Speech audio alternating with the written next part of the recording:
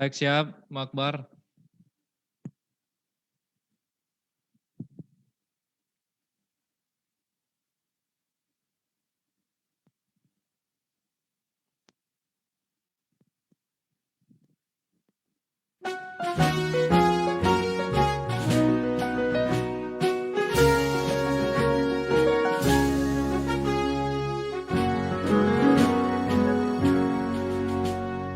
Badan Amil Zakat Nasional Indonesia.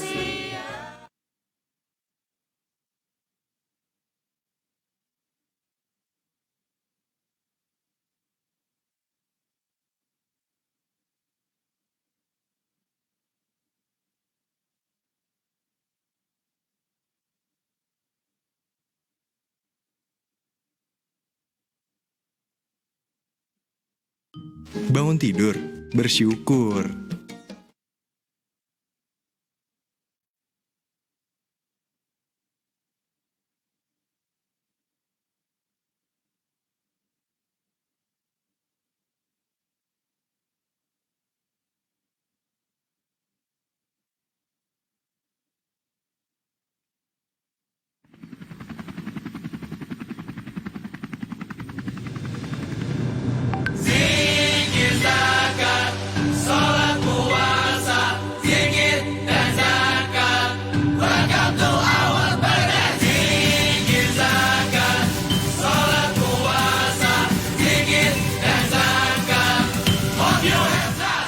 Sepatu coklat, celana hitam, kemeja putih, bawa Quran atas peci, ikuti gayamu sendiri. Ledek-ledek, jangan meledek pada topan. Don't worry, atau keluarga santri gontor, you can call us whatever. We are santri family, tak pernah repotkan orang tua, bekerja mandiri dan berusaha. Rusuh, berisik, maklumi kami. Berantem, kami gak kenal, seringnya kami baca Quran,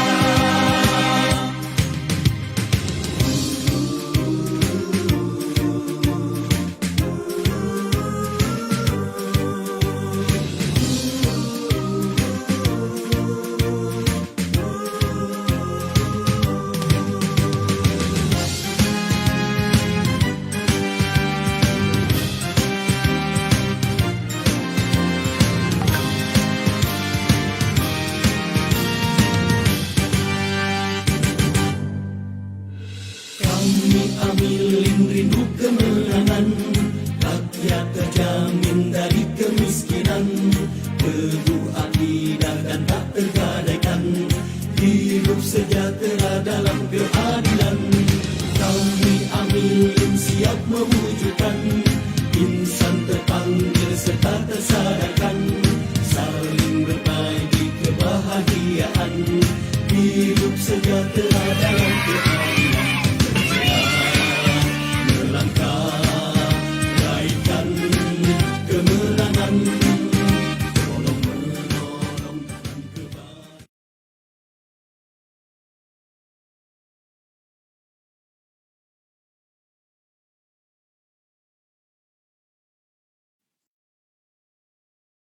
Anda Ustadz sudah masuk Heriansa ya? sudah masuk.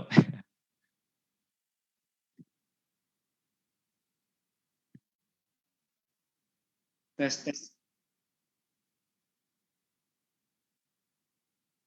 Baik.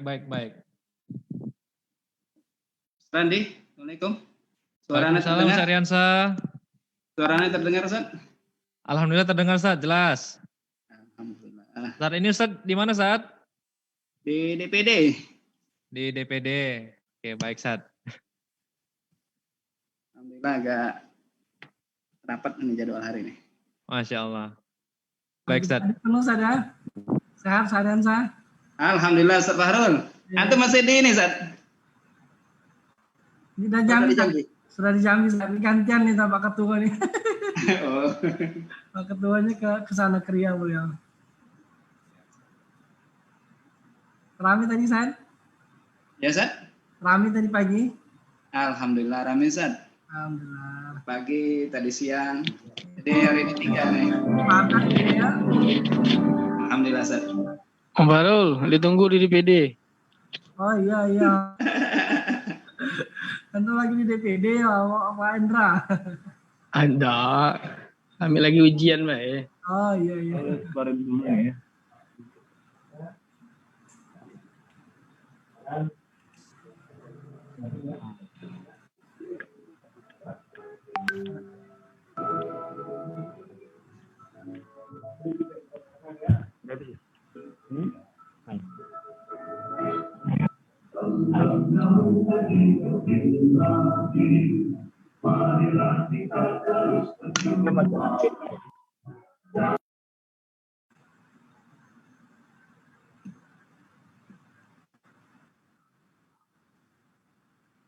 Baik. Bismillahirrahmanirrahim. Assalamualaikum warahmatullahi wabarakatuh. Assalamualaikum Warahmatullahi wabarakatuh. Baik, Bapak Ibu, saudara-saudari, seluruh hadirin kajian Ramadan DPD PKS Kota Jambi seri kedua kali ini. Alhamdulillah wa syukurillah, sama-sama kita bersyukur atas segala karunia Allah hingga pada hari ini kita semua diberikan kesehatan, diberikan keluangan waktu dan kita bisa kembali bertatap muka walaupun secara maya di sesi kajian Ramadan DPD PKS Kota Jambi di sesi kedua kali ini. Salawat bering salam, mari sama-sama kita sampaikan kepada uswatun hasanah Rasulullah sallallahu alaihi wasallam. Allahumma sholli ala Sayyidina Muhammad wa ala ali Sayyidina Muhammad. Semoga kita semua diberikan syafaatnya di hari akhir nanti. Amin. Allahumma amin. Baik, Bapak Ibu, saudara-saudari sekalian yang telah hadir di sesi Zoom kali ini. Dan telah hadir juga yang sama-sama kita hormati seluruh unsur pimpinan DPTD PKS Kota Jambi, seluruh unsur Badan Pengurus Harian DPD PKS Kota Jambi, dan seluruh para hadirin sekalian yang hadir pada hari ini. Mari sama-sama kita awali sesi kajian kita pada hari ini dengan lafaz basmalah. Bismillahirrahmanirrahim. Dan mari sama-sama berikutnya kita dengarkan pembacaan ayat suci Al-Quran. Dalam hal ini akan disampaikan oleh Bapak Nasrul Haq SPD Al-Hafiz. Kepadanya dipersilahkan.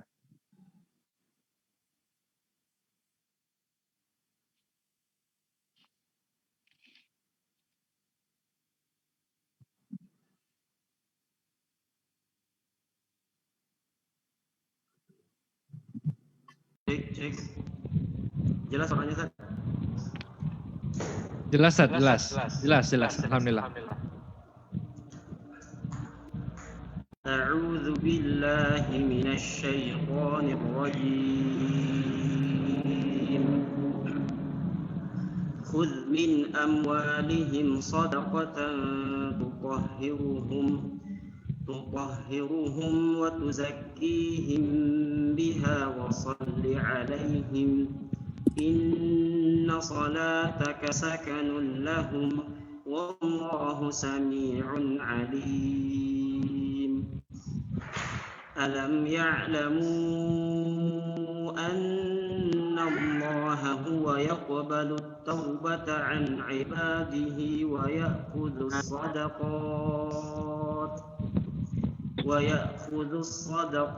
wa anna Allah huwa at-tawwabur rahim. وقل اعملوا فسيرى الله عملكم ورسوله والمؤمنون وستردون إلى عالم الغيب والشهادة فينبئكم بما كنتم تعملون وآخرون مرجون لأمر الله إما يعذبهم وإما يتوب عليهم والله عليم حكيم. والذين اتخذوا مسجدا ضرارا وكفرا وتفريقا بين المؤمنين وإرصادا لمن حارب الله ورسوله من قبل وليحلفن إن أردنا إلا الحسنى والله يشهد إنهم لكاذبون. لا تقم فيه أبدا لمسجد أسس على التقوى من أول يوم أحق أن تقوم فيه رجال يحبون أن يتطهروا والله يحب المطهرين. أفمن أسس بنيانه على تقوى من الله ورضوان خير أم من أسس بنيانه على شفا جرف هار فانهار به في النار جهنم والله لا يهدي القوم الظالمين. لا يزال بنيانهم الذي بنوا ريبة في قلوبهم إلا أن تقطع قلوبهم والله عليم حكيم. صدق الله العظيم. Shadaqallahul azim. Terima kasih banyak kepada Ustadz Nasrul Haq, SPD Al-Hafiz, yang telah membacakan ayat suci Al-Quran. Semoga kegiatan kita pada hari ini diberkahi oleh Allah Subhanahu wa Ta'ala. Amin. Allahumma amin. Baik, hadirin sekalian yang dirahmati oleh Allah. Berikutnya, mari sama-sama kita dengarkan kata sambutan dari Ketua Umum DPD PKS Kota Jambi, yang dalam hal ini disampaikan oleh Sekretaris Umum DPD PKS Kota Jambi kepada Bapak Farul Ilmi, MPD, dipersilakan. Baik, bismillahirrahmanirrahim. Assalamualaikum warahmatullahi wabarakatuh. Alhamdulillahirabbil alamin. Alhamdulillahillazi arsala rasulahu bil huda wa dinil haq liyuzhirahu 'ala dini kulli wa kafaa billahi shahida. Asyhadu an la ilaha illallah wahdahu la syarika lahu wa asyhadu anna Muhammadan abduhu wa rasuluhu ya nabiyya ba'd. Alhamdulillah sama-sama kita hormati, kita muliakan Ustaz Ariansyah. Semoga sehat selalu ya Ustaz ya. Subhanallah. Tadi pagi beliau kita minta bantu RPD, siang ini diminta bantu lagi. Insya Allah mudah-mudahan sehat selalu ya Ustaz Ariansyah ya. Yang sama-sama kita hormati ada Ustaz Budi, Ketua MPD, saya lihat di sini ada Ustazah sekalian yang tidak disebutkan satu-satu. Syukran jazakallah atas kehadiran kita, kesediaan kita untuk bisa mengikuti kajian Ramadan di siang hari ini. Ada kajian Ramadan yang kedua. Setelah pekan yang lalu kita mengadakan kajian Ramadan, mengundang Ustaz Faris dan hari ini Ustaz Ariansyah. Insyaallah Nuzul Quran nanti kita mengundang Ustaz Jainul dan seterusnya.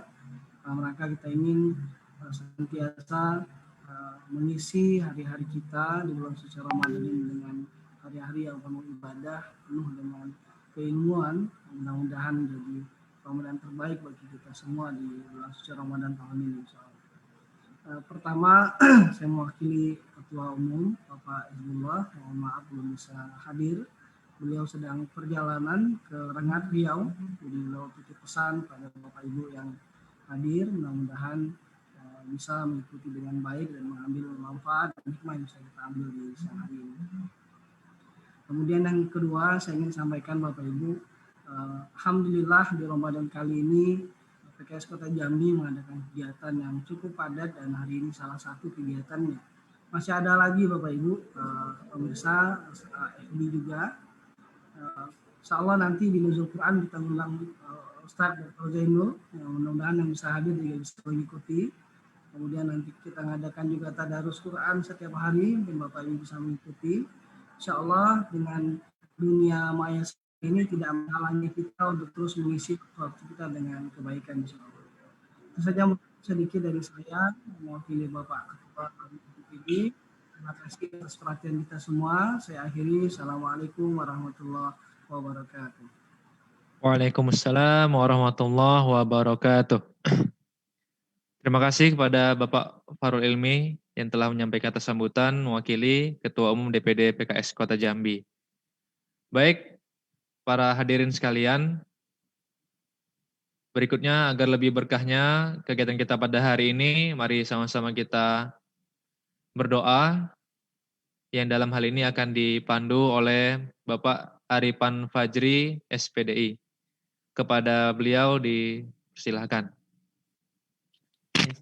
Assalamualaikum warahmatullahi wabarakatuh. Waalaikumsalam. Astaghfirullahalazim, astaghfirullahalazim, allazi la ilaha illa huwal hayyul qayyum wa atubu ilaih. A'udzu billahi minasy syaithanir rajim. Bismillahirrahmanirrahim.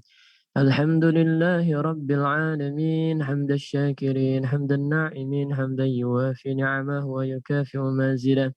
يا ربنا لك الحمد كما ينبغي لجلال وجهك الكريم وعظيم سلطانك. اللهم صل على سيدنا محمد وعلى آل سيدنا محمد. اللهم اغفر لنا ذنوبنا ولوالدينا وارحمهما كما ربيانا صغيرا ولجميع المسلمين والمسلمات والمؤمنين والمؤمنات الأحياء منهم والأموات إنك على كل شيء قدير. اللهم مصرف القلوب صرف قلوبنا على طاعتك. اللهم إنا نسألك رضاك والجنة ونعوذ بك من سخطك والنار. اللهم إنك عفو كريم تحب العفو فاعف عنا. يا كريم يا رحيم يا ودود يا الله. بارك اللهم لنا في شهر رمضان. بارك اللهم لنا في شهر رمضان. بارك اللهم لنا في شهر رمضان. اللهم إنك تعلم أن هذه القلوب قد اجتمعت على محبتك والتقت على طاعتك وتوحدت على دعوتك وتعاهدت على نشرة شريعتك.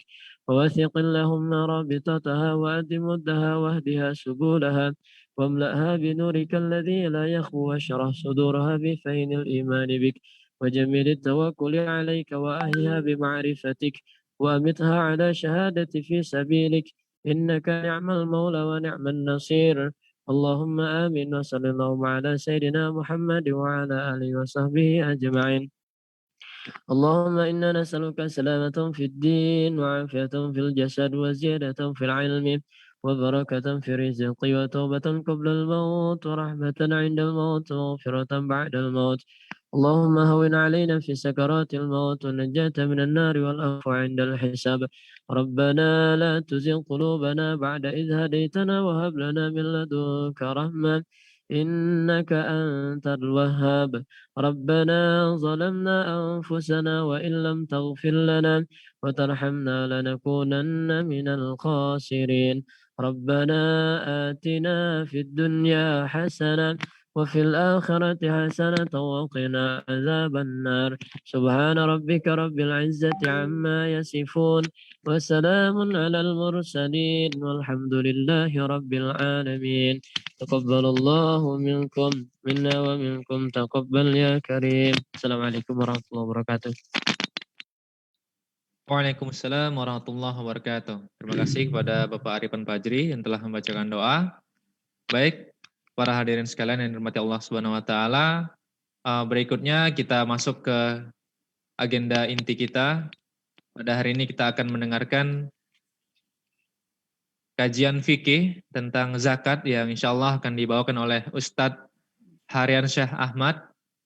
Beliau untuk singkatnya menimba ilmu untuk jenjang S1 dan S2 di Sudan, dan pada saat ini telah hadir bersama kita untuk menyampaikan tentang bagaimana fikih zakat kontemporer. Saya sapa dulu ya Ustadz Haryansyah, monitor Ustadz. Hadir. Siap. Dan Mas Ustadz ya. Baik Ustadz. Suaranya bisa terdengar jelas? Kalau di Ana nih jelas Ustadz. Jelas. Insya Allah jelas. Jelas Marimbo, Ustadz. Baik, sepenuhnya kepada Ustadz Haryansyah Ahmad, LC, MED, waktu udah tepat disilakan. Bismillahirrahmanirrahim. Assalamualaikum warahmatullahi wabarakatuh. Alhamdulillah wa kafa, wassalatu wassalamu ala habibin mustafa, asyhadu an la ilaha illallah wahdahu la syarika lah, wa asyhadu anna Muhammadan abduhu wa rasuluh, la nabiyya ba'dah. Yang saya hormati para pengurus DPD PKS Jambi, Ustadz Ahrul, Ustadz Budi, dan Ustadz-Ustadz yang lain yang tidak bisa saya sebutkan satu persatu. Tak lupa juga yang saya hormati para Ustadz dan Ustadzah dari DPW, ada Ustadz Iskandar nampaknya tadi beliau, juga para Ustadz-Ustadz yang lain. Mohon maaf karena keterbatasan saya pegang pakai HP, jadi tidak bisa menyebutkan satu persatu. Karena tidak menghormati dan menghargai, tapi memang disinilah keterbatasan saya. Semoga itu tidak mengurangi kehadiran dan pahala kita di sini. Tak lupa juga kepada rekan-rekan sekalian, para bapak, para ibu yang dimuliakan Allah Subhanahu wa taala. Alhamdulillah, segala puji bagi Allah Subhanahu wa taala yang telah memberikan kita begitu banyak kenikmatan. Hingga hari ini di hari ke-13 Ramadan kita masih bersemangat untuk melanjutkan ibadah kita. Salawat dan salam semoga tetap tercurahkan pada junjungan kita Nabi besar Muhammad sallallahu alaihi wasallam yang syafaatnya kita nanti-nantikan di hari kiamat nanti. Bapak Ibu hadirin yang berbahagia, hari ini kita akan membahas tentang fikih zakat kontemporer. Kenapa kita membahas fikih zakat? Karena ternyata kewajiban ini begitu luar biasa untuk menggerakkan perekonomian dan mengentaskan kemiskinan. Karena potensi untuk Indonesia sangat luar biasa dalam hal zakat ini. Hingga wajar kalau Menteri Keuangan melirik zakat dan infak dari umat Islam. Next, host tolong di ini. Jadi Bapak Ibu sekalian, berdasarkan riset Basnas bahwa potensi zakat Indonesia itu mencapai 217 triliun setiap tahunnya. Namun disayangkan hanya beberapa persen saja yang bisa diambil dari orang-orang yang harusnya membayar zakat tersebut. Kalau di dalam data yang saya pegang di tahun 2000 itu baru 3,5% saja. Jadi kalau misalnya sebetulnya untuk mengumpulkan zakat itu begitu luar biasa. Jadi bagi rekan-rekan yang tergabung dalam atau diminta untuk mengumpulkan zakat, kalau tidak mencapai target yang ditetapkan oleh DPD, nampaknya agak gimana gitu ya, karena sangat luar biasa nih potensinya. Tip next. Kenapa sebagian umat Islam itu tidak mau berzakat? Karena banyak hal yang ada di masyarakat kita. Yang pertama, rekan-rekan sekalian berbahagia, yang mereka pahami zakat itu adalah zakat fitrah saja. Padahal, rekan-rekan sekalian yang berbahagia, zakat fitrah itu hanya ada di hadis. Dan fungsi dari zakat fitrah di awalnya adalah menghindarkan fakir dan miskin meminta-minta di hari raya. Jadi zakat fitrah yang dipahami oleh masyarakat. Padahal yang di dalam Al-Quran, wa aqimus shalah wa atuz zakat, ya zakat yang akan kita bahas pada hari ini, yaitu zakat mal, zakat peternakan, zakat perdagangan, dan lain sebagainya. Yang kedua, sebagian masyarakat memahami bahwa zakat itu hanya untuk orang-orang yang mampu, yang sudah punya mobil yang bagus, yang rumahnya besar, mewah, yang gajinya puluhan juta, sementara mereka tidak tahu bahwa ternyata mereka juga punya kewajiban zakat. Yang ketiga, mereka merasakan bahwa penghitungan zakat itu terlampau rumit dan jarang ulama kita membahas tentang zakat tersebut. Yang keempat, adanya lembaga yang tidak amanah dan tidak profesional hingga masyarakat tidak terlalu percaya dengan zakat tersebut. Yang kelima, peraturan di Indonesia itu tidak mengikat, hingga akhirnya yang mereka hanya kemudian membayar zakatnya ya semau mereka. Kalau ingat ya bayar zakat, kalau nggak ingat ya tidak membayar zakat. Yang keenam, mereka pemahaman mereka terhadap zakat sangat lemah. Memang ada sedikit kesalahan dari sebagian ulama kita yang tidak gencar mensosialisasikan atau menjelaskan zakat di hadapan di masyarakat. Juga masyarakat kita juga untuk belajar itu juga sangat susah. Dan mereka tidak memahami zakat tersebut. Next. Jadi namanya zakat itu, arti zakat secara etimologi, jadi bahasa Arab itu unik Bapak Ibu sekalian, satu kata bisa bermakna banyak.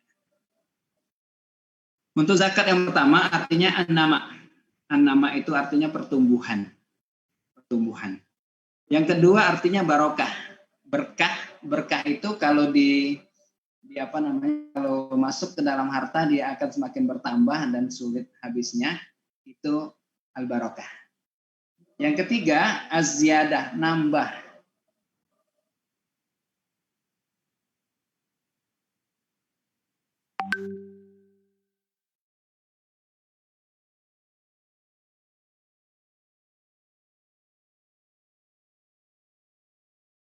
Suci.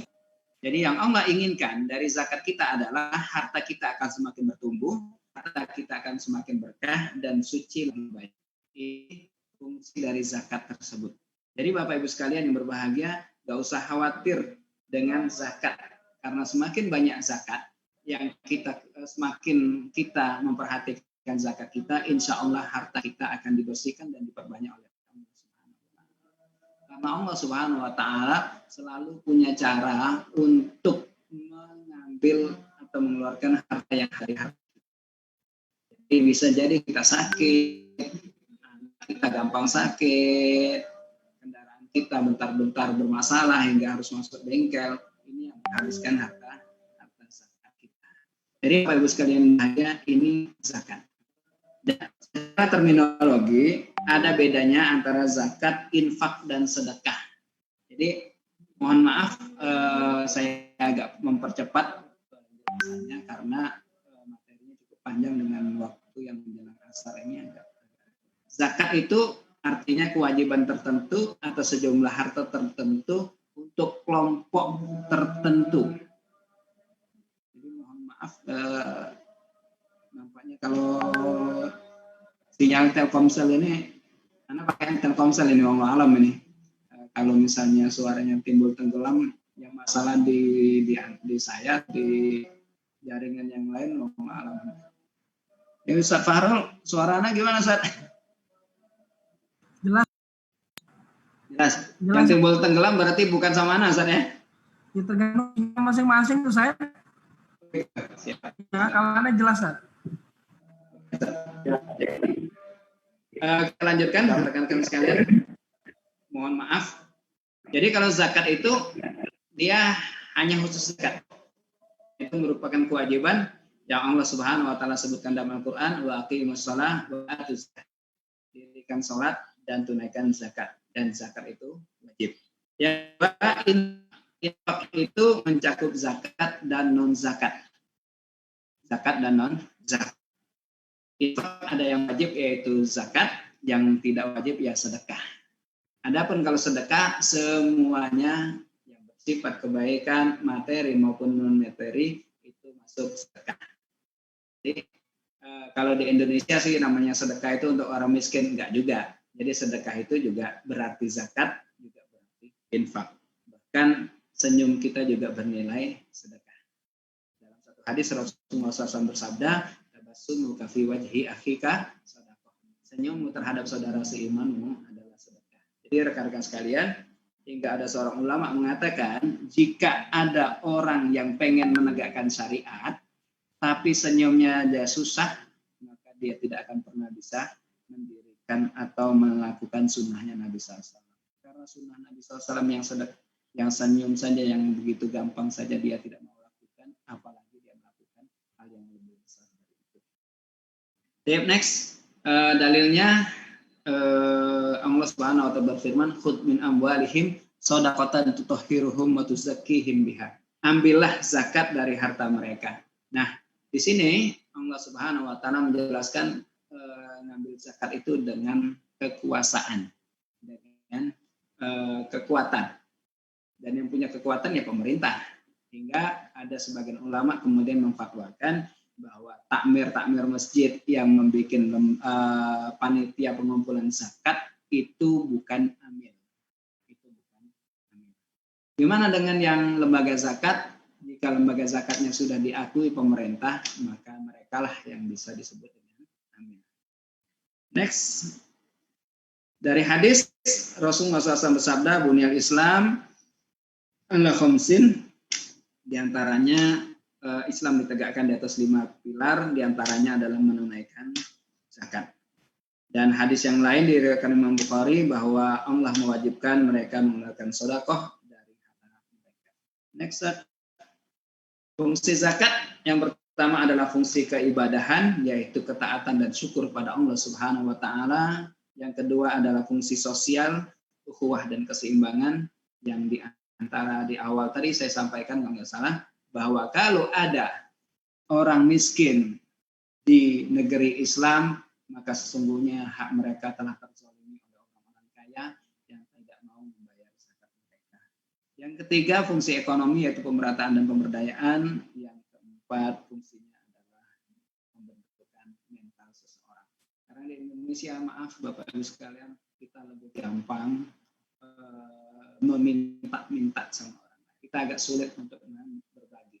Jadi orang Indonesia itu mohon maaf paling senang itu dengan diskonan, dengan hadiah dan sebagainya. Mereka lupa bahwa memberi itu jauh lebih bermakna dan lebih mulia di sisi Allah Subhanahu wa taala. Next. Nah, ini Bapak Ibu sekalian, syarat umum objek zakat. Jadi sebelum kita membahas apa saja sih yang kena zakat, kita membahas ini dulu. Yang pertama, zakat itu harus milik penuh. Milik penuh. Jadi kalau misalnya kita gimana punya duit 100 juta tapi utangan, maka itu nggak wajib zakat walaupun sudah masuk nisab. Yang kedua, Bapak Ibu sekalian, dia harus produktif dan berkembang atau an-nama. Ini bedanya zakat dengan pajak. Kalau pajak diambil dari nilai, mau produktif mau tidak, itu mereka nggak peduli. Tapi kalau zakat itu ada. Jadi kalau misalnya Bapak Ibu sekalian, ada seseorang punya Lamborghini yang harganya 10 miliar, maka itu tidak kena zakat. Kenapa tidak kena zakat? Karena memang dia tidak menghasilkan. Jadi kalau misalnya ada yang punya Avanza, tapi dipakai untuk travel, dipakai untuk sewa dan lain sebagainya, maka itu ada zakat dari barang tersebut, walaupun harganya cuma 120 juta dia beli second misalnya. Atau rumah harganya 5 miliar, itu nggak kena zakat. Tapi kalau rumah kos-kosan, walaupun harganya 103 pintu, maka dia tetap ada zakatnya dengan syarat dan ketentuan berlaku. Yang ketiga, mencapai nisab. Jadi di dalam zakat itu ada kadar minimal berapa dia wajib kena zakat. Yang keempat, Bapak Ibu sekalian, lebih dari kebutuhan pokok. Lebih dari kebutuhan pokok. Dan yang dimaksud dengan kebutuhan pokok ini adalah kebutuhan pokok dasar. Karena kita beberapa orang di Indonesia menganggap bahwa ada beberapa hal bagi mereka kebutuhan pokok, padahal itu bukan kebutuhan pokok. Misalnya ada beberapa orang kaya ngopi di Starbucks itu merupakan kebutuhan bagi mereka, padahal itu bukan kebutuhan. Yang selanjutnya Bapak Ibu sekalian, bebas dari hutang. Jadi seperti di awal, kalau ada hutang, harta itu dari hutang, maka dia tidak wajib zakat. Tapi hati-hati hutang yang dimaksud di sini adalah hutang yang kebutuhan, bukan konsumtif. Kalau konsumtif dimasukkan di dalam hutang ini, otomatis tidak ada orang di Indonesia atau hanya dikit orang kaya di Indonesia yang mau bayar zakat. Kalau dia ngutang rumah yang harganya setengah M, bulanannya 2 juta, 3 juta misalnya, ngambil 20 tahun, ngambil mobilnya, mobil Pajero misalnya, harganya bulanannya 6 juta, udah 10 juta. Sementara gajinya cuma 14 juta. Yang nggak bakalan bisa bayar zakat kalau seandainya hutangnya hutang konsumtif yang dihitung. Tapi dalam Islam yang dimaksud dengan hutang itu adalah hutang yang memang kebutuhan. Hutang yang merupakan kebutuhan. Contoh misalnya, dia orang tuanya masuk rumah sakit membutuhkan ratusan juta, terpaksa dia berhutang, maka hutang itulah yang dipakai untuk pemotongan zakat. Bapak Ibu sekalian. Dan yang keenam, berlalunya 1 tahun untuk beberapa objek zakat. Next, ada perluasannya. Kalau kita baca di ayat di dalam Al-Quran, asnafnya zakat, untuk objek zakat itu, untuk objek zakat itu hanya emas, perak, biji-bijian dan kurma atau makanan pokok, peternakan, sapi, unta, kambing, barang dagangan dan barang. Namun di masa sekarang, karena teknologi kehidupan kita sudah semakin berkembang, maka ulama melakukan perluasan zakat. Ada pertanian, contoh kayak di Indonesia, pertanian sawit dan karet, itu kan nggak masuk ke semuanya. Kayak karet kan mau masuk di makanan juga, bukan makanan, dimasuk ke biji-bijian juga, bukan biji-bijian. Atau cengkeh dan lain sebagainya. Yang selanjutnya peternakan, susu, madu dan lain sebagainya. Ada industri barang dan jasa. Nah, kalau misalnya kita membahas tentang hanya di masa Nabi SAW, maka banyak orang-orang kaya yang tidak mau bayar zakat dengan alasan bahwa mereka bukan atau usaha mereka bukan objek pajak. Di antaranya penghasilan, royalti, hadiah, undian, komisi dan lain sebagainya, termasuk juga THR ya. Kalau ada yang mendapatkannya dan masuk ke dalam nisab. Di zaman Nabi nggak ada THR, Bapak Ibu sekalian. Next, sasaran zakat kita temukan di surat At-Taubah ayat 60, itu ada 8 asnaf. Fakir, miskin, amil, gorim, ibnu sabil, mu'alaf, memerdekakan budak dan fisabilillah. Kita bahas di kajian fikih Minhajul Qasidin. Next, namun sekarang Bapak Ibu sekalian ada perluasan zakat. Yang pertama ada operasional zakat, membebaskan tawanan, beasiswa pelajar, pembangunan rumah sakit, pemberdayaan ekonomi, pembelian senjata saat perang dan lain sebagainya. Jadi ada perluasan zakat. Next. Untuk pembayarannya ini masih sering ribut nih di kalangan ulama, di kalangan masyarakat kita, apakah boleh membayar zakat dengan uang dan atau barang. Ulama sebagian mengatakan bahwa barang harus dibayar dengan barang. Zakat fitrah harus dengan beras. Zakat beras, tanaman beras harus dibayar dengan beras. Itu enak nih. Namun, sebagian ulama lagi, diantaranya Abu Hanifah, membolehkan membayar uang. Bayarnya dengan uang. Jadi Bapak Ibu sekalian yang berbahagia, di masa kita sekarang, kalau misalnya kita bayarnya dengan objek itu, dengan barangnya, agak repot. Kayak di tempat kami di Sungai Lilin, itu kan penghasilan masyarakat kan karet. Kalau misalnya dikumpulin hanya karet nih di masyarakat, ada yang bawa 7 kilo, 6 kilo, repot lah. Duitnya nggak seberapa, baunya luar biasa gitu kan. Hingga kalau saya pribadi lebih cenderung untuk di Indonesia ya zakatnya ya zakat uang agar lebih bermakna. Dan Imam Ibnu Taimiyah mentarjihkan atau memperkuat pendapat yang mengatakan boleh dengan uang dengan dasar bahwa ada beberapa sahabat yang mengambil zakat dengan nilai. Contoh misalnya Mu'adz bin Jabal ketika menarik zakat di Yaman, beliau tidak mau ngambil dari gandum atau kurma, tapi beliau lebih memilih ngambil zakatnya itu pakai kain karena Yaman penghasilannya kain. Jadi beliau minta nilai zakat mereka dengan kain karena Madinah membutuhkan kain. Jadi Bapak Ibu sekalian di Madinah kain itu mahal, sementara di Yaman karena mereka penghasil ya lebih murah. Hingga kemudian Mu'adz bin Jabal mengambil kebijakan untuk memungut zakat dengan nilai. Untuk distribusinya Bapak Ibu sekalian, Imam Syafi'i rahimahullah menyatakan bahwa ke-8-nya harus dibagi. Karena memang Allah Subhanahu wa taala sebutkan memang 8 itu, jadi 8 harus sebagai 8. Namun pendapat jumhur ulama di antaranya mazhab Hanafi dan Maliki menyatakan bahwa kita boleh meninggalkan kelompok dan membagi hanya khusus satu kelompok saja. Misalnya fakir miskin ya udah kita bagi fakir miskin, amil nggak usah kita kasih karena amilnya orang kaya. Bahkan Umar bin Khattab radhiyallahu anhu pernah menghapus salah satu dari mustahik zakat yaitu mu'allaf. Karena mu'allaf itu dalam Islam mu'allaf itu orang yang hatinya lagi dibujuk nih, diharapkan masuk Islam, tapi khawatir dengan ekonomi. Jadi ini mu'allaf Bapak Ibu sekalian. Jadi kalau misalnya mu'allaf itu di masa Umar bin Khattab beliau menghapuskan mu'allaf. Kenapa?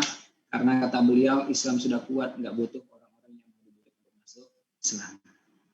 Next. Untuk pembayaran zakat itu dibayar dan dihitung oleh muzaki. Yang selanjutnya sebagian ini kita cepat dihitung, ditarik dan dialokasikan oleh pihak yang berwenang. Hikmahnya bahwa menjaga perasaan mereka yang berhak dan lebih menjaga keikhlasan. Bapak Ibu sekalian kita percepat. Next. Jadi kita langsung ke kategori zakat kontemporer yang tidak ada di masa Nabi SAW. Yang pertama adalah zakat profesi, zakat simpanan dan investasi, zakat produktif, dan zakat perdagangan. Next.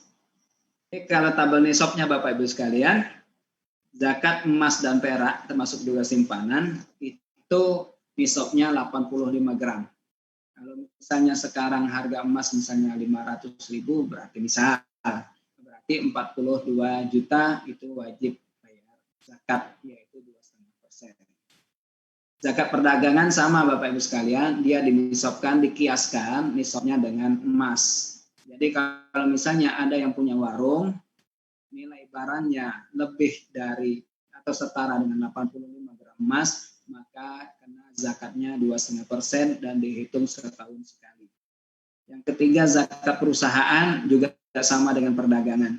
Zakat deposito juga sama, deposito tabungan Jika mencapai nisab, maka dikeluarkan zakatnya. Dengan syarat sudah berlalu 1 tahun.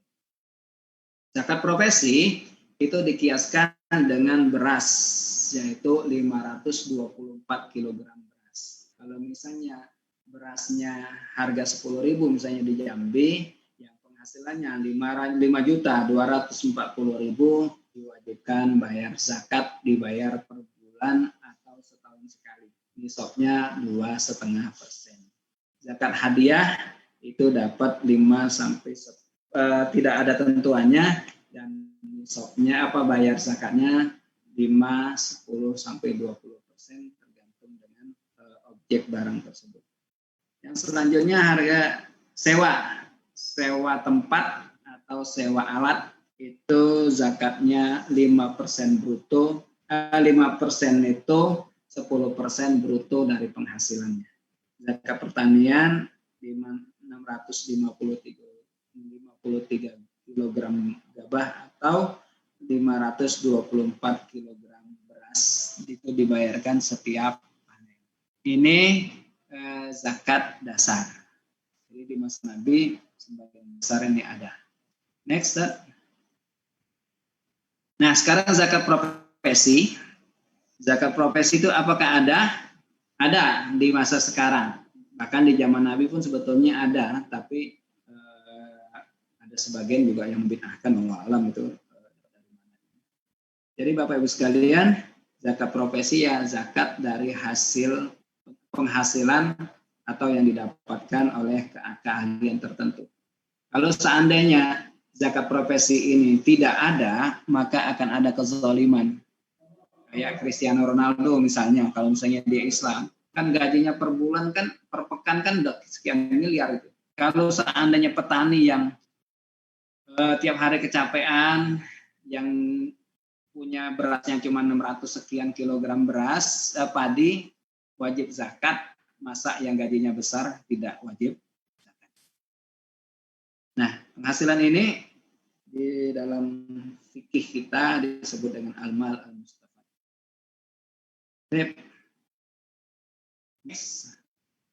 Perbedaan syariat dan penghitungannya. Next. Landasan hukumnya, yang pertama keutamaan dari ayat Al-Quran dan hadis. Yang pertama dari Al-Quran, Allah Subhanahu wa ta'ala berfirman, ya ayyuhalladzina amanu anfiqu min thayyibati ma kasabtum. Hai orang-orang yang beriman, bersedekahlah dari apa yang baik-baik dari yang kalian usahakan. Ini dari Al-Quran. Jadi apa saja profesi kita, baik itu jasa, jika menghasilkan maka kita suruh bayar zakat. Yang selanjutnya dari hadisnya, beritahu mereka, ajari mereka bahwa Allah mewajibkan mereka zakat harta mereka, diambil dari kaya dan dikembalikan pada orang miskin. Next. Ini hadisnya. Hadisnya bahwa Ibnu Mas'ud memungut zakat dari upah karyawannya. Setiap 100.000 dirham, dia ngambil 25 dirham. Ya, Imam Ibnu Syihab Az-Zuhri mengatakan bahwa Muawiyah lah yang pertama kali mengambil zakat mal.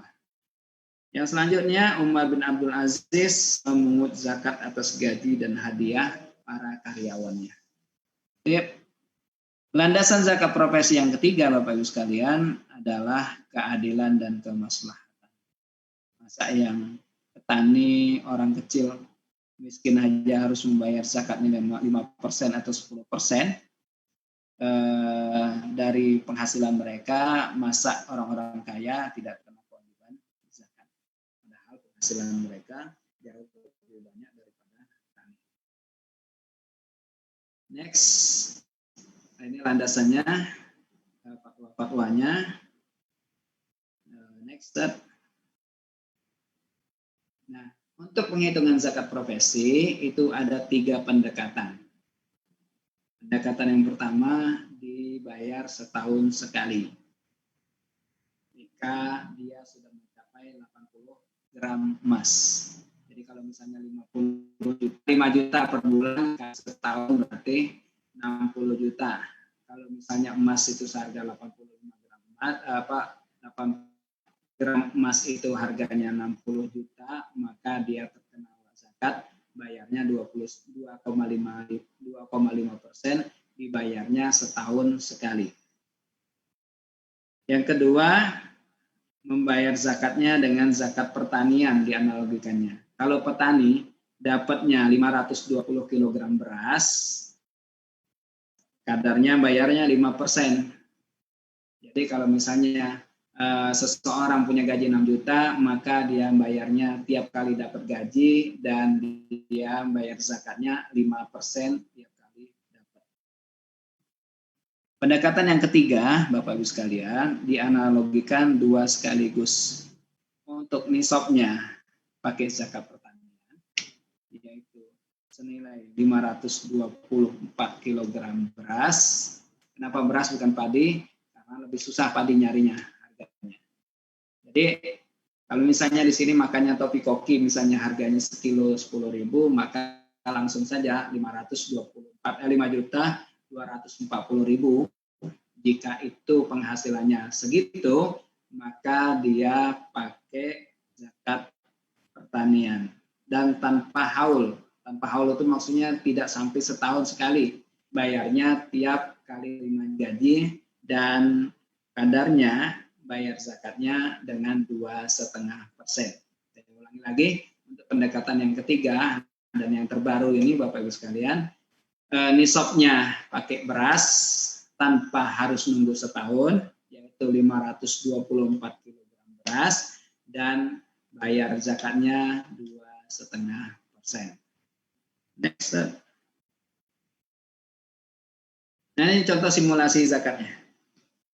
Jadi jika seorang karyawan mengeluarkan zakat, punya penghasilan 6.530.000, maka dia membayar 2,5% dari 6.530.000, yaitu 163.250. Jangan dilihat besarnya Bapak Ibu sekalian, lihatlah bahwa Allah Subhanahu wa taala masih menyisakan 97,5% dari harta yang dia punya. Next. Bayar zakat profesi, kalau yang ngambil pendapatnya bayar setahun sekali, boleh sih. Apakah boleh dicicil? Boleh juga. Next.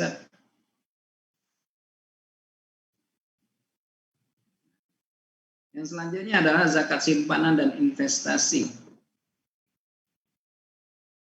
Zakat simpanan dan investasi itu nisabnya 85 gram emas. Baik itu obligasi, alat emas, perhiasan emas. Jika itu untuk simpanan, maka dia bayar nisabnya, zakatnya 2,5% dan itu setahun sekali. Next.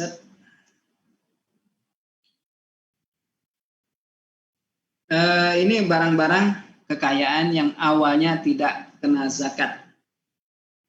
Contohnya perhiasan yang makainya wajar. Misalnya kalung misalnya 12 gram misalnya. Cincin misalnya 3 gram. Gelang misalnya 7 gram dan lain sebagainya, itu tidak kena zakat awalnya.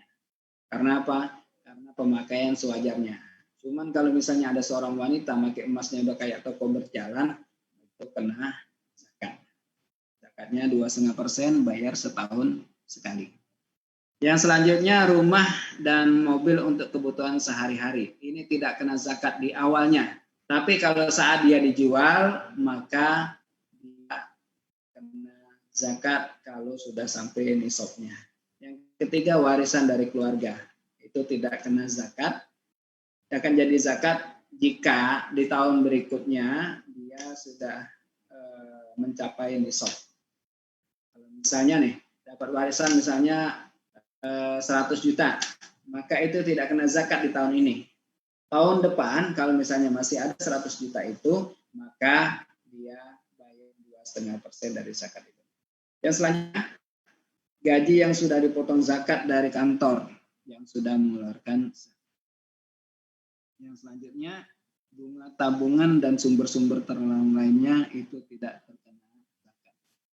Next.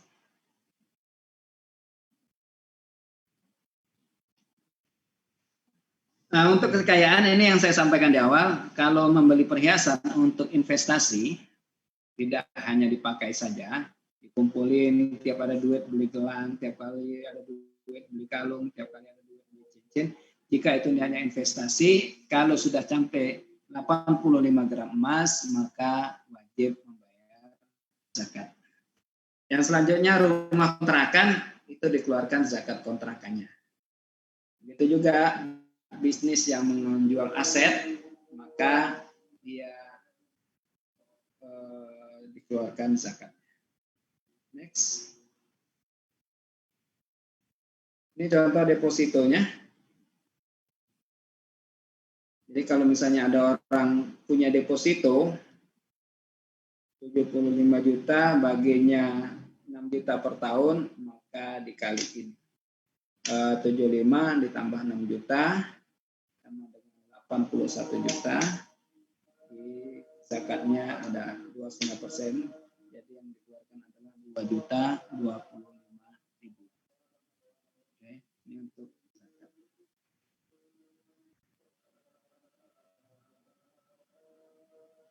Untuk gaji, ini kekayaan. Gaji piutang yang tidak lancar itu dibayar zakatnya sekali.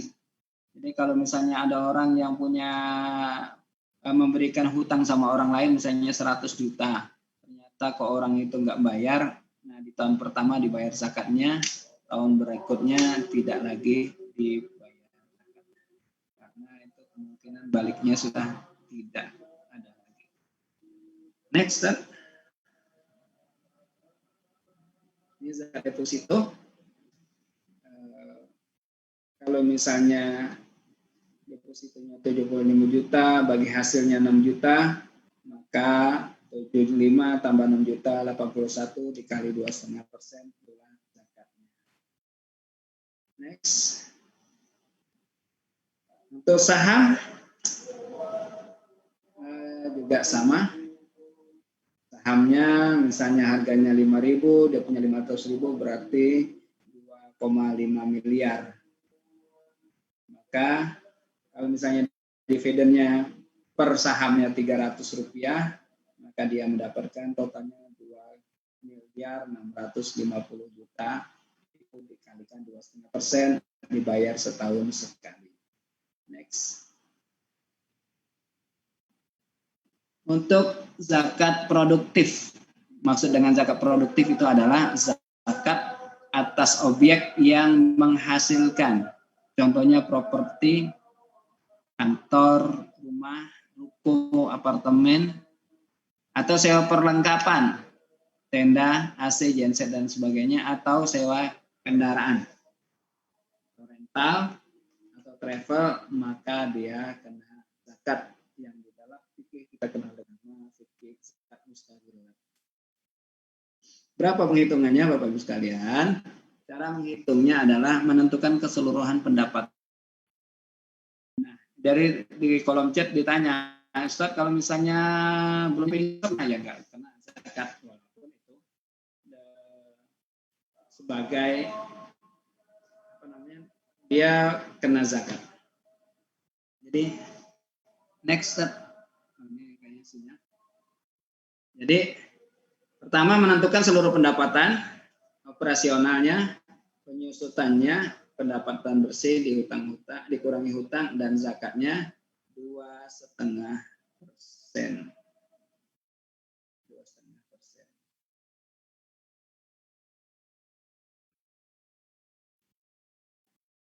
2,5%. Maaf. Untuk zakat mustaqilat itu 5-10%. Karena dia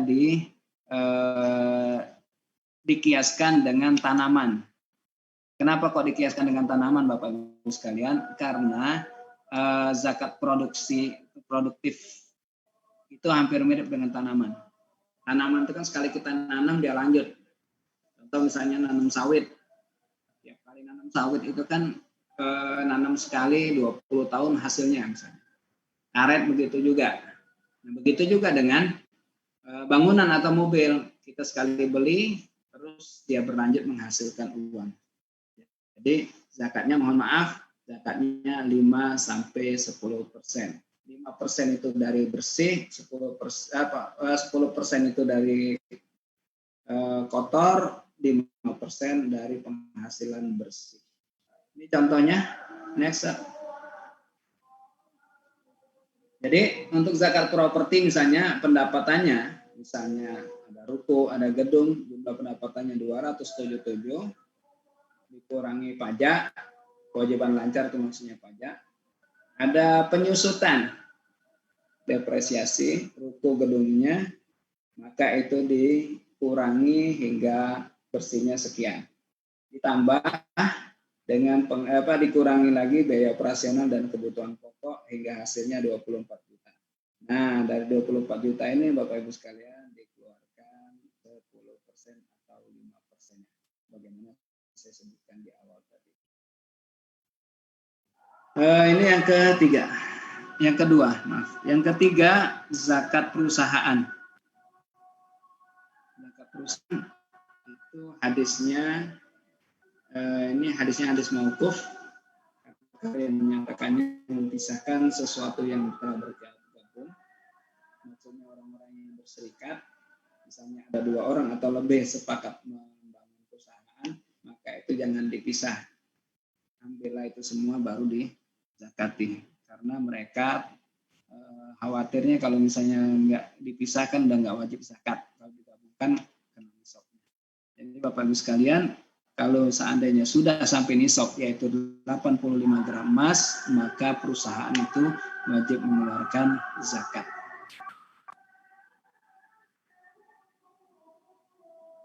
Dasar kewajibannya itu tadi. Dasar yang berikutnya, Wahbah Zuhaili mengatakan bahwa hukum positif mengakui keberadaan yayasan perusahaan yang itu merupakan mempunyai hak dan menjalankan kewajiban harus membayar zakatnya. Next, untuk perusahaan itu zakatnya untuk perusahaan toko dagang itu 85 gram emas harta yang dia simpan dan zakatnya 2,5%. Itu digabungkan dari modal, stok, tambah keuangan yang ada di laci atau di bank dari hasil perdagangan itu. Dikurangi hutang, ditambah piutang lancar. Jadi kalau misalnya dihitung-hitung lebih dari 85 gram emas, maka wajib bayar zakat 2,5%. Next. Contohnya ini Bapak Ibu sekalian, seorang ibu punya modal 20 juta, untungannya 55 juta. Tapi dia punya piutang yang dicairkan banyak 4 juta, tapi utangnya 10 juta. Maka modal ditambah untung, ditambah piutang, dikurangi hutang, dikali 2,5%. Next.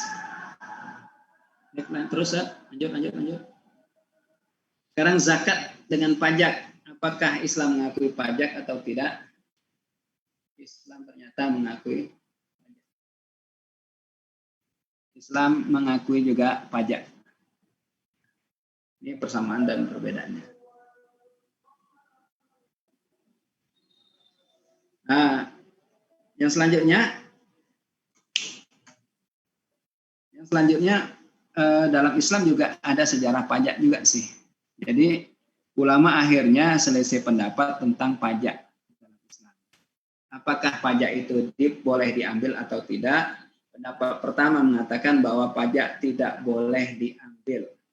Karena hadisnya laisa minal mali haqqun siwa zakah. Sesungguhnya tidak ada hak, tidak ada kewajiban terhadap harta kecuali zakat saja. selain zakat tidak wajib lagi. Pendapat kedua menyatakan bahwa pajak itu boleh diambil walaupun orang itu sudah bayar zakat. Karena hadisnya inna fil mali haq wa haqqun siwa zakat. Sesungguhnya di dalam harta itu ada hak lain selain zakat. Jadi sebetulnya Bapak Ibu sekalian, dua hadis ini sebetulnya dikenal dengan hadis muttarib. Yaitu hadis ini diambil dari satu orang hingga bertentangan. Kita tidak mungkin menentukan apakah hadis ini sahih atau tidak, karena yang keluarnya satu orang tadi yang mengatakan bahwa ada zakat, ya mereka mewajibkan ada pajak juga selain zakat. Ada yang mengatakan tidak ada zakat, tidak ada selain zakat, yang mereka mengharamkan mengambil zakat. Ini terkait dengan zakat, dengan pajak. Isu kedua, zakat atas piutang. Kita ngutangin orang. Apakah kita wajib membayar zakat? Kalau utangnya lancar, maka dibayar per tahun. Kalau tidak, kita ngutanginya pada orang miskin, maka cukup sekali bayar zakatnya. Kalau macet gimana hutangnya? Hutang macet pendapat pertama ya nggak wajib zakat.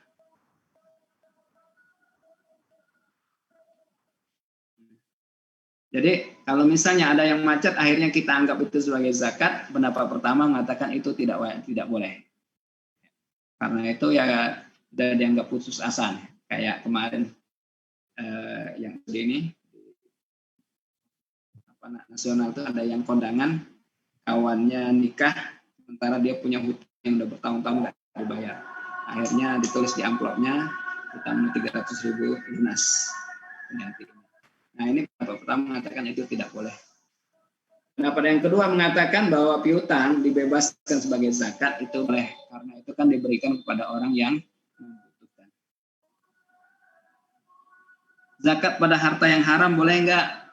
Tidak boleh. Karena MUI mengatakan bahwa namanya harta yang haram itu harus dikembalikan. Jadi kalau harta hasil korupsi ya dikembalikan ke negara. Kalau harta hasil curian dikembalikan pada orang yang dicuri. Kalau seandainya tidak bisa baru dibagi sedekahkan kepada fakir dan miskin. Ini harta yang haram.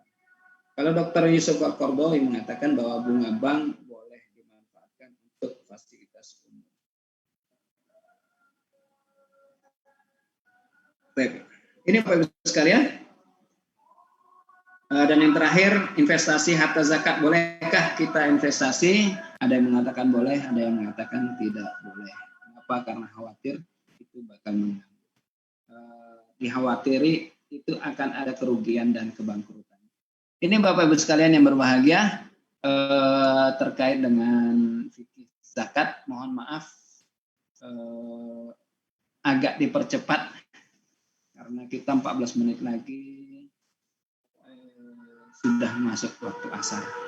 Allah alam bisawab, saya kembalikan kepada MC kita. Silakan Ustaz. Baik, Ustaz, baik. Terima kasih Ustaz atas materinya Ustaz. Berikutnya kita masuk sesi diskusi kepada hadirin yang ingin menanyakan kepada Ustaz Heriansah. Dipersilakan mengetik pertanyaannya langsung di kolom chatting, nanti akan dibacakan. Seperti ini sudah ada yang masuk dari awal Ustaz. Ini langsung aja tadi kita diskusi Ustaz Heri. Mohon maaf, kalau suara anak antum, suaranya bagus nggak? Ya kadang kalau di Ustaz ada hilang timbul, tapi insya Allah masih bisa diikuti Ustaz. Wah.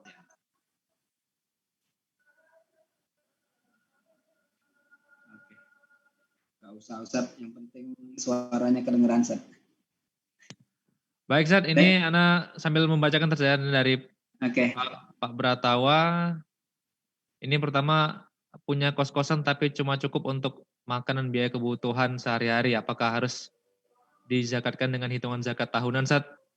Tafadhol, Ustaz. Pertanyaan Pak Bratawa kayaknya gabung itu ya. Iya, lalu jadi Ana langsung aja Ustaz ya. Siap, Ustaz, siap. Nah, Jadi kalau misalnya kos-kosannya cuma satu pintu dan itu hanya penghasilannya itu saja, tidak ada penghasilan yang lain, berarti dia tidak wajib zakat. Karena syarat zakat itu kan mencukupi kebutuhan. Jadi cuman kalau misalnya dia punya penghasilan yang lain, misalnya dia seorang PNS, dia punya kos-kosan satu pintu, misalnya satu bulannya misalnya kan 3.600.000 misalnya, itu kan nggak kena zakat. Cuman kalau misalnya dia punya penghasilan yang lain yang bukan pertanian, maka itu digabungkan dan dibayar zakatnya. Itu untuk kos-kosan. Jadi untuk nisabnya disatukan, cuma saat pembayarannya dipisah. Mohon maaf ya. Misalnya kos-kosan kan tadi kan 5 atau 10%. Sementara kalau zakat profesi kan 2,5%. Jadi kalau misalnya gaji PNS-nya misalnya 3 juta, kos-kosannya 3 juta, maka gabungkan jadi 6 juta tuh. Maka dia sudah wajib zakat. Cuman waktu pembagiannya yang zakat profesi 3 juta itu 2,5%, untuk kos-kosannya dia bayar 5 atau 10%. Itu Ustaz.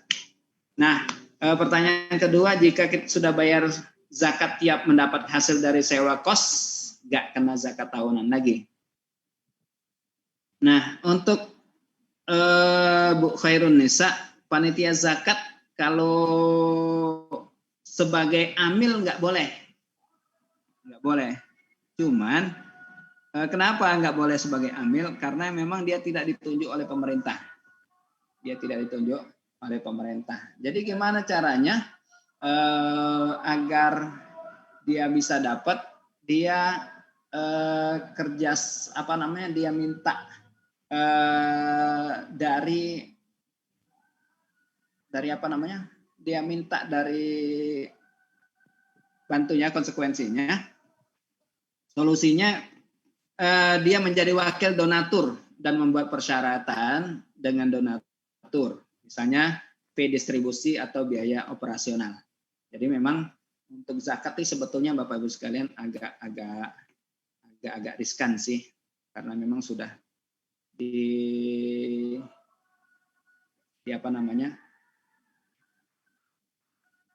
ditentukan dari sononya. Jadi kita perlu hati-hati Bapak Ibu sekalian terkait dengan zakat ini. Jadi kalau yang panitia ya itu tadi kita bahasanya ya kita tentukan minta fee lah dari mengumpulkan zakat itu. Jadi dia statusnya bukan dapat jatahnya bukan sebagai amil, tapi mendapatkan fee-nya saja.